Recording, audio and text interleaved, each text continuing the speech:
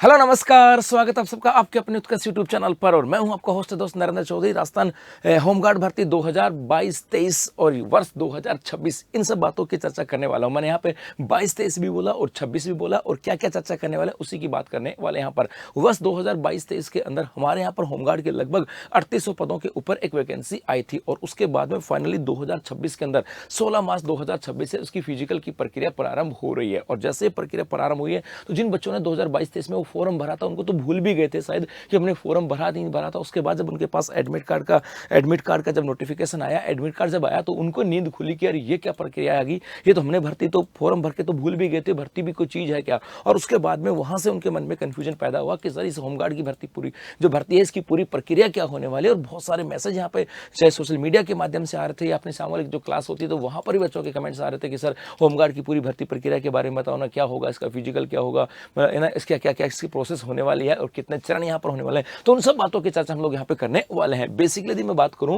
Rajasthan home guard भर्ती परीक्षा 2000 home guard 2026, ये होमगार्ड की प्रोसेस जो है ये 26 में चली है, भर्ती आई थी 2022-23 के अंदर। देखो यहाँ से यदि बात करें, बेसिकली सबसे पहले आ जाए यहाँ से 9/1/2023 के अंदर निदेशालय गृह रक्षा राजस्थान सरकार की बात करें, उसके द्वारा 9/1/2023 को राजस्थान में यहाँ पर गृह रक्षा स्वयं सेवक नामांकन हेतु विज्ञप्ति यहाँ पे निकाली गई थी, और 3842 पदों के ऊपर, मतलब 3842 पदों के ऊपर होमगार्ड की वैकेंसी यहाँ पर आई थी जनवरी 2023 के अंदर। और ये जब भर्ती आई तो उसके बाद में बच्चों ने फॉर्म भर दिया। 23 के बाद पूरी 23 चलेगी, 24 चलेगी, 25 चलेगी, 3 साल चलेगी थी, और बच्चे भूल भी गए थे और शायद उनके पास ये नोटिफिकेशन भी नहीं होगा, और उसके बाद में यहीं से कंफ्यूजन पैदा हुआ। तो यदि हम बात करें इसकी पूरी प्रक्रिया की तो बेसिकली इसके अंदर आपके यहाँ पर आपके एक तो यहाँ पर होने वाली है आपके चिकित्सीय मापदंड यहाँ पर होने वाले हैं। एक तो आपके चिकित्सीय मापदंड का मतलब है एक तो आपके यहाँ पर मेडिकल का प्रोसेस होगा, और मेडिकल के अंदर कहा गया कि अभ्यर्थी की दोनों आंखों की दृष्टि 6/6 बिना चश्मे के होना अनिवार्य है। तो यदि आप होमगार्ड का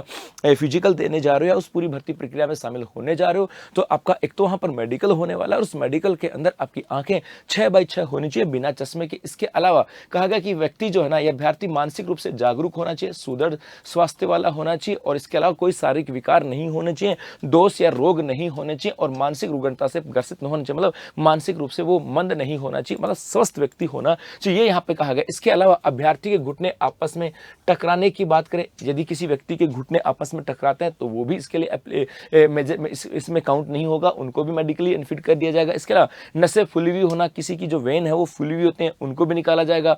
भंगापन की बात करें, रतौंधी की बात करें, या कलर ब्लाइंडनेस की बात करें, मधुमेह की बात करें, या अल्बुमिनीरिया की बात करें, या हकलाकर बोलना, पैर समतल होना, हकलाकर बोलना, या पैर जो फ्लैट होता है ना, जब पैर टिकाते हैं तो किसी के पैर तो पूरे टिक जाते हैं, किसी के पैर में हल्का सा गैप सा बनता है, तो वो गैप होना चाहिए, यहाँ पर नहीं होना चाहिए। इसके अलावा हार्निया है या शल्य प्रॉब्लम की बात करें, सर्जिकल कोई प्रॉब्लम हो या अन्य कोई विकृति हो, अंग भंग हो, तो वो यहाँ पर नहीं होना चाहिए। मतलब सीधे सीधी बात है कि व्यक्ति फिजिकली और मेंटली फिट यहाँ पर होना चाहिए। पैर टकराते हैं, आंखें फूलती हैं, सॉरी आंखें आपके नसें फूलती हैं, आंखों में भंगापन है, कलर ब्लाइंडनेस है, हार्निया की बात करें या भकला करके बोलता है, ये सब चीजें यहाँ पर नहीं होंगी। ये पूरा का पूरा मेडिकल का एक प्रोसेस आपका यहाँ पर होने वाला है। उसके बाद सर ये तो हम फिट हैं, अब थोड़ा सा फिजिकल की बात करें तो यहाँ पर पहले चरण के अंदर इसके अंदर सबसे पहले आपके शारीरिक दक्षता परीक्षा होगी। सबसे पहले आप इस पूरी प्रोसेस में शामिल होंगे तो आपका यहाँ पर होने वाला है फिजिकल एफिशिएंसी टेस्ट, और इसके अंदर कहा गया है कि पंजीकरण में योग्य पाए गए, मतलब जिन्होंने फॉर्म भरा गया था वो पाए गए अभ्यर्थियों को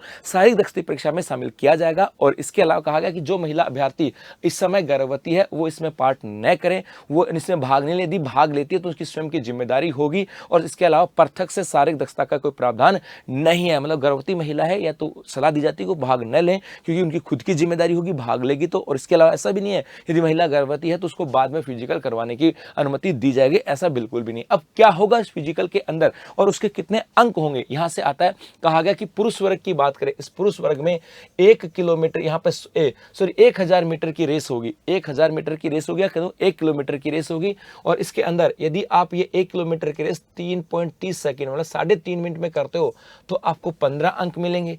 3 मिनट और 45 सेकंड में इसको पूरा करते हो तो आपको 10 अंक मिलेंगे, क्योंकि मेरिट जो है वो अंकों के बिहाफ पर ही बनेगी। तो 3.5 मिनट में आप 1 किलोमीटर की रेस करोगे तो आपको 15 अंक है, 3 मिनट 45 सेकंड में करोगे तो 10 अंक है, 4 मिनट में करोगे तो आपके 5 अंक है, और 4 से अधिक समय लगा दोगे तो आपको कोई भी अंक नहीं मिलेगा। उसके बाद कहा कि महिला वर्ग की बात करें, इनकी रेस जो होगी ये 800 मीटर की है। ये यदि महिला 3.5 मिनट में रेस पूरी करती है तो 15 अंक हैं, 3 मिनट और 50 सेकंड में पूरी करती है तो 10 अंक मिलेंगे, 4 मिनट और 10 सेकंड में करती है तो 5 अंक मिलेंगे, और 4 मिनट 10 सेकंड से अधिक समय लगाती है तो फिर उसे कोई भी अंक नहीं मिलेगा। एक कहा गया कि पुरुष वर्ग की बात करें, चिनअप लगानी है, यहाँ पर चिनअप समझ गए, हाँ वो चिनअप लगानी है। यदि 10 चिनअप आप लगाते हो तो आपको 10 अंक मिलने वाले हैं, 7 लगाओगे तो आपको 7 अंक मिल जाएंगे, 5 लगाओगे तो 5 मिल जाएंगे, 5 से कम लगाओगे तो कुछ भी नहीं मिलेगा। मतलब 5 की बात की, 6 लगाओगे तो भी कोई काउंट नहीं होगा, 7 की बात की। इसके अलावा कहा कि महिला वर्ग की बात करें, महिला वर्ग में गोला फेंक है और 4 केजी का गोला फेंक है। यदि 16 फीट गोला फेंकती है महिला तो उसे 10 अंक मिलेंगे, 15 फीट फेंकती है तो उसे 7 अंक मिलेंगी, 14 फीट गोला फेंकेगी तो 5 अंक है, और 14 फीट से कम है तो कोई भी अंक नहीं मिलेगा। और इस पूरी फिजिकल एफिशिएंसी के अंदर आपको एक ही मौका दिया जाएगा, एक अवसर प्रदान किया जाएगा, उसके बाद अपील भी नहीं कर सकते। तो आपके यहाँ पर पुरुष वर्ग की बात करें, पुरुषों के अंदर 1 किलोमीटर की रेस है और चिनअप है, और यहाँ पर पर्टिकुलर टाइम पीरियड के अनुसार और चिनअप के अनुसार आपको अंक दिए जाएंगे। महिलाओं की बात करें, यहाँ पर भी 800 मीटर की रेस और 4 किलो का गोला फेंक है, और उसी के अनुसार आपको यहाँ पे अंक दिया जाएगा। तो सबसे पहले आपका होगा यहां पर फिजिकल, जी ये फिजिकल हो जाएगा। उसके बाद में एक शारीरिक मापदोल की बात करें, ये जो शारीरिक मापदोल है इनसे अंक नहीं बनते हैं, शारीरिक मापदोल से अंक नहीं बनेंगे, लेकिन हाँ ये फिजिकल स्टैंडर्ड है कि आप ऐसा होना चाहिए। जैसे कहा गया यहाँ पर मापदंडों की बात करें कि भाई व्यक्ति कैसा होना चाहिए, तो यहाँ पर कहा गया यदि न्यूनतम ऊंचाई की बात करें 168 सेंटीमीटर होनी चाहिए। यदि हम सामान्यतः ऊंचाई की बात करें तो पुरुष है तो उसकी ऊंचाई कम से कम 168 सेंटीमीटर, और महिला है तो उसकी ऊंचाई 152 सेंटीमीटर होनी चाहिए। और इसके अलावा सहरिया जनजाति के लिए पुरुषों की ऊंचाई 160 सेंटीमीटर और महिलाओं की ऊंचाई 145 सेंटीमीटर। इसके अलावा सीने की बात करें, ये सीना सिर्फ पुरुषों के लिए है, बिना फुलाए 81 सेंटीमीटर और फुलाने पे 86 सेंटीमीटर, अर्थात 5 सेंटीमीटर का फुलाव। इसके अलावा सीना 81 से 86 सेंटीमीटर का सीना होना चाहिए। सामान्य कैटेगरी के अंदर, सामान्य क्षेत्र के अंदर 5 सेंटीमीटर का फुलाव यहाँ पर होना चाहिए। महिलाओं में सीना का जो है ये जो मापदंड है ये इसमें शामिल नहीं है। और सहरिया जनजाति की बात करें उसके लिए सीना जो है वो 74 से 79 होना चाहिए, मतलब 74 बिना फुलाए और 79 फुलाने के बाद, मतलब 5 सेंटीमीटर का फुलाव होना चाहिए, और महिलाओं के अंदर ये शामिल नहीं है। इसके अलावा वजन केवल महिलाओं का काउंट किया जाएगा, पुरुषों का वजन नहीं है। महिलाओं की बात करें तो महिलाओं का वजन 47.5 केजी होना ही चाहिए, और शहरी जनजाति के अंदर महिलाओं का वजन 43 केजी होना चाहिए। जी हाँ, इसके अलावा कहा अनुसूचित जाति जनजाति के अभ्यर्थी उपरोक्त मापदंडों में उपलब्ध नहीं हो पा रहे हैं तो न्यूनतम लंबाई और सीने की न्यूनतम माप में 5 सेंटीमीटर की छूट दी जा सकेगी, किंतु 5 सेंटीमीटर सीना फुलाने जाने की अनिवार्यता रहेगी। अर्थात कहा यदि एससी और एसटी के अंदर इस कैटेगरी में नहीं मिल रहे तो 5 सेंटीमीटर छूट यहाँ पे दी जा सकती है, लेकिन सीने का फुलाव कम से कम 5 सेंटीमीटर तो होना चाहिए। मतलब यदि ऐसा है कि भैया यहाँ पर कहा एस एस टी के अंदर सीने का फुलाव यहाँ पर 81 है तो 81 से 5 कम कर दो, कितना हो जाएगा भाई?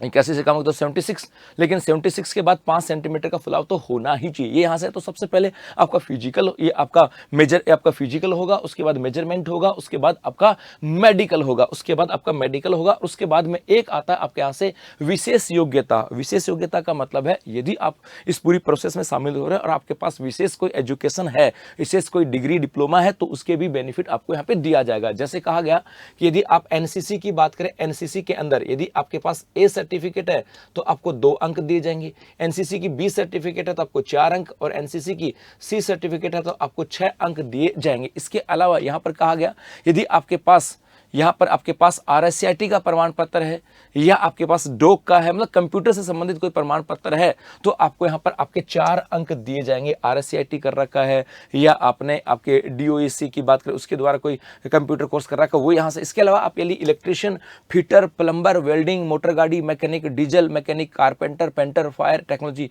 या इसी के अंदर, इन सब के अंदर आप NCVT, national council for vocational training से मान्यता प्राप्त से ITI कर रखी है। मतलब आप यदि बात करें national council for vocational training, इससे आपने ITI कर रखी है इन ट्रेड के अंदर, तो आपको 3 अंक और एक्स्ट्रा दिए जाएंगे। इसके अलावा खेलों की बात करें, यदि आप अंतर्राष्ट्रीय, राष्ट्रीय स्तर के ऊपर हो, राष्ट्रीय अंतर्राष्ट्रीय स्तर के ऊपर आपने वहां पर प्रतियोगिता में भाग लेने का प्रमाण पत्र भी है तो आपको 4 अंक है, और राज्य स्तर की बात करें तो वहां पर आपको 2 अंक दिए जाएंगे। इसका स्काउट गाइड की बात करें, यदि स्काउट गाइड के अंदर यदि आप राष्ट्रपति पुरस्कार से सम्मानित हो तो आपको 4 अंक है, राज्य पुरस्कार से सम्मानित हो तो 3 अंक है, और तृतीय सोपान उत्तीर्ण हो तो आपको 2 अंक मिलेंगे। इसके अलावा यदि आपके पास हैवी मोटर व्हीकल लाइसेंस है, मतलब आपके पास हैवी का लाइसेंस है, तो आपको 4 अंक एक्स्ट्रा मिलेंगे, और यदि आपके पास लाइट मोटर व्हीकल वाहन है तो एक का लाइसेंस है तो आपको 2 अंक मिलेंगे। मतलब विशेष योग्यता है, आपके पास ड्राइविंग लाइसेंस है, लाइट का है कि हैवी का, तो उसका अलग है। आपके पास स्काउट गाइड का प्रमाण पत्र है, उसके यदि कोई आपके उसका पुरस्कार है तो अलग है। इसके अलावा खेलों में पार्टिसिपेट है तो अलग है, या ITI कर रखी है तो अलग है, या आपने RSCIT कर रखा है तो अलग है, और NCC के सर्टिफिकेट है तो आपको अलग से यहाँ पर विशेष जो मार्क्स हैं वो आपको यहाँ पे दिए जाएंगे। गुरुजी ये तो पता लग गया, अब पूरी प्रोसेस क्या होगी। बेसिकली पूरी प्रोसेस की बात करें, नामांकन हेतु अंक गणना, मतलब पूरे प्रोसेस का मतलब है कि भैया इसके अंदर सिलेक्शन के लिए अंक कहां से काउंट होंगे सर, ये बताओ। तो पहले शारीरिक दक्षता परीक्षा की बात करें, उसमें अधिकतम आपके 25 अंक मिलने वाले।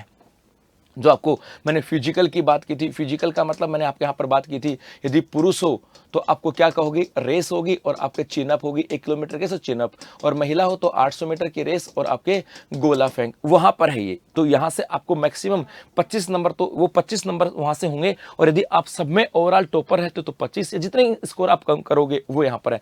विशेष योग्यता, यहाँ से आपको 20 अंक मिलने वाले हैं, अर्थात सबको मिला करके कंप्यूटर का भी है, NCC भी है, स्काउट गाइड भी है, ITI भी है, या आपके पास RSCIT का कोर्स भी है, या फिर आपके पास एक ड्राइविंग लाइसेंस है, तो वहां पर आपको 20 अंक मिलेंगे। और आपके इसके अलावा 5 अंकों का आपके इंटरव्यू होने वाला, टोटल अंक होंगे 50, मतलब 50 अंकों का पूरा प्रोसेस होगा, जिसके अंदर आपके 25 फिजिकल एफिशिएंसी का होगा, फिजिकल से होंगे, पर 20 अंक आपके विशेष योग्यता वाले से मिलेंगे। अब आपको काउंट करना आपके कितने होंगे, ये मिलेंगे उसी आधार पर जिसके जितने डिग्री आपके पास है, और 5 नंबर का इंटरव्यू होगा, अर्थात कुल 50 अंकों का ये पूरा प्रोसेस होने वाला है। और जिसके अंदर इसी के आधार पर मेरिट बनेगी, और जिस बच्चे का मेरिट में नंबर ज्यादा होगा उन्हीं का यहाँ पर फाइनल सिलेक्शन हो जाएगा। तो आप सबको जो इस पूरी प्रोसेस में भाग लेने वाले हैं समझ में आ गया होगा, आपका फिजिकल क्या होना है, मेडिकल भी होगा, और आपकी विशेष योग्यता भी होने वाला है, पूरा इंटरव्यू यहाँ पर होने वाला है। तो बस पूरे जी जान से होकर के, पूरे जी जान से तैयारी करना, अच्छे से फिजिकल दे करके आना, इंटरव्यू देना, और मेरी ओर से और उत्कर्ष परिवार की ओर से आप सबको बहुत सारी शुभकामनाएं।